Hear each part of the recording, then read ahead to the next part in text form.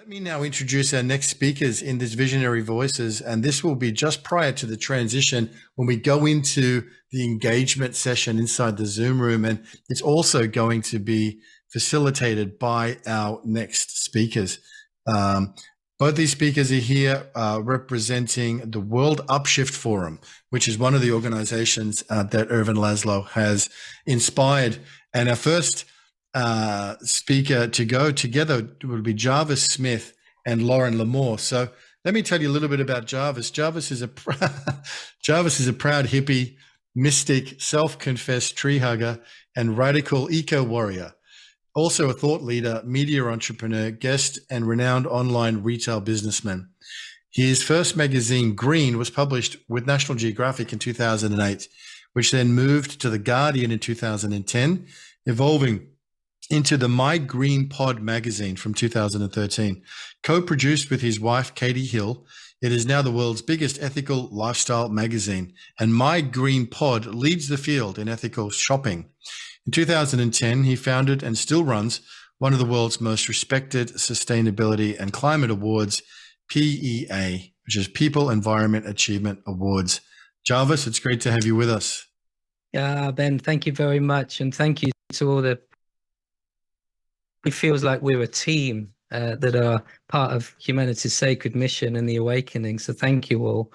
Very briefly from me, I mean, you've given me a beautiful introduction, but I wanted to share my awakening, actually. So, you know, before I got into business, I was training with a female shaman for about 14 years. And the training was about deeply, deeply listening, like being still enough to hear the subtle frequencies that are being shared with us from nature and from each other. And we all have this kind of intuition and the sixth sense, but I was really trained in harnessing that. And during that time, I got a call from some TV researchers at Channel 4, and they said, yeah, Jarvis, we know you're a bit of a wacky guy. You talk to trees and you listen to the wind. We'd like to invite you onto a TV show. And so I said, I can't tell you what it's about, but it's going to be extreme, and it's going to be, a really conscious show. I said, well, as long as it's not Big Brother, I'm in. So it turned out to be an eco-observational documentary where 10 of us had to live on a landfill to highlight what is one person's waste is another person's gold. And there is no such thing as when we throw things away, there is no such thing as away. So this was back in 2006, but we were there for 3 weeks. But in the last week of my third week, last couple of days, the local dustbin truck came around the streets and picked up all the rubbish and came and dumped it on our beautiful site that we'd built somewhere to sleep and shower and go to the toilet and, all the things that you need when living in a rubbish dump. And they dumped this stuff, and we had to dress up in protective clothing and masks and everything else and start siphoning through the waste that had come from people's homes and decide whether it had to be recycled, whether it could go to landfill, or whether it could be composted. And after about 15 minutes of doing this, I felt physically, violently sick, really bad headache, like a really bad hangover. And so because of my training with my female shaman, I knew how to release energy and actually replenish energy from the source that is our lovely planet. So I laid on the earth, released, took some deep breaths to rejuvenate myself. And I literally felt like I'd been struck by lightning. And I heard these words, how you are feeling now is how I feel. I'm sick and I need your help to tell people. And so that was my wake up moment. And I went away. And as you said, I launched the world's biggest ethical lifestyle magazine. And we now run a My Green Pod, which is an inspiring ethical citizen network, which recommends products that are about the best they can be. If you need to buy anything, then these are the least toxic. And so that brought me to become a pioneer. And as you said, a thought leader, which I think it's more heart leadership than thought leadership. But anyway, and I was invited onto Ervin Laszlo's, who's our great, kind of inspiration for this session, onto his podcast, The Dawn of an Era. And at the very end of this podcast, after I'd explained very similarly to what I've just shared, he said to me, Jarvis, we need you. This is exactly what I'm working on at the moment, is organizations like yours that are upshifting and transforming and transcending consciousness in the way that they live in the world and the way that they do business in the world. And so that was my invitation to what we now operate under the movement of the World Upshift Movement, inspired by Ervin. Thank you for the invitation. So I followed that invitation, and I would see myself as a project that is trying to upshift humanity through this challenge that we are calling a climate crisis. So that has been my journey and my invitation, and my beloved friend here, Lauren, is going to share a little bit more about the World Upshift Movement and its purpose, and really our invitation to you all. Lauren, over to you. Thank you, Jarvis. Let me just do a brief introduction for Lauren, who's joining us, and we're so delighted to have you with us. Lauren Lamore, MS, is the founder and creator of the Life Visionary Life Coaching and Spiritual Mentoring Process. She has coached countless women to power up, align with their soul's purpose, and bring their visions to life. A certified personal and business coach and mental health counselor with a deep foundation in spirituality, Lauren Lamore has become a recognized expert in personal development and leadership training during the past 20 years. Lauren, welcome. Great to have you with us. Thank you, Ben. Thank you, Jarvis. That was lovely to hear your story. I always love hearing it. To echo Ervin Laszlo's words, holotropism in the universe has a vital implication. It highlights the need to reestablish coherence in the human world wherever it has been impaired and ignored. This restoration begins with each of us. As beautifully noted by my colleague Jarvis, engaging in inner work, quieting the mind, opening the heart, and aligning with the cosmos ushers us into a profound truth, a state where we are reminded of our divinity and our interconnectedness with all that is. The isolated, separate self hinders our evolution, and we are called to transition to this new state of being. By loving ourselves and each other, we create a synergistic energy, quickening repair and evolution.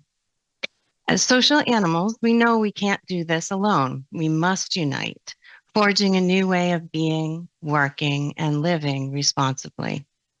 And as the beloved Mother Teresa told us, none of us, including me, ever do great things, but we can do small things with great love. And together, we can do something wonderful. At World Upshift, which was inspired by the esteemed Ervin Laszlo and championed by the award-winning civil rights activist Roger Casale and many others, we recently celebrated our first anniversary. Many earnest individuals are contributing to the global upshift, developing partnerships and social systems with global leaders, addressing urgent issues. In this emerging movement, relationships and collaborations thrive with the ultimate goal of solving the problems we are all painfully aware of. In this organization, I've had the privilege of sitting across from many of these leaders, building relationships, encouraging collaboration, and promoting an upshift in their respective areas. We meet people and organizations where they are, listen deeply, and allow that energy to guide the next steps. What I've discovered and hope to share in forums like these is that despite what our news may convey, there are many, and I mean many, and many of them are here, loving, compassionate, and brilliant individuals working tirelessly to address these problems identified in many of our society sectors. Many of these challenges already have solutions or are very close to resolution. World Upshift is working to establish a collaborative network to build genuine and compassionate relationships, open channels of communication, and facilitate sharing to achieve these goals more rapidly.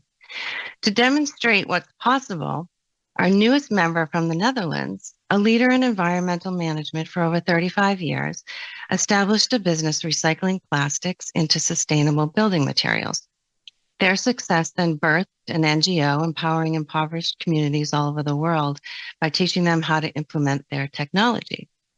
She then connected through the World Upshift community with another NGO located in India who was interested in bringing their work to her community.